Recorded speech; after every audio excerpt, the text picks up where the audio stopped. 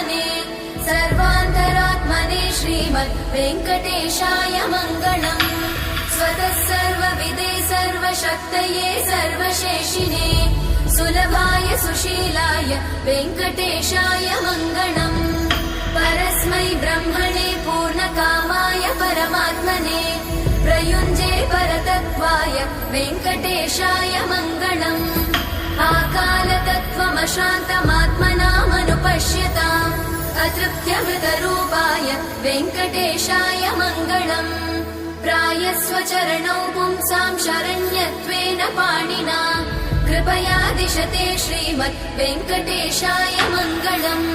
दयामृततरङ्गिण्यास्तरङ्गैरिव शीतलै अपाङ्गै सिञ्चते विश्वं वेङ्कटेशाय मङ्गलम्। स्रग्भूषाम्बर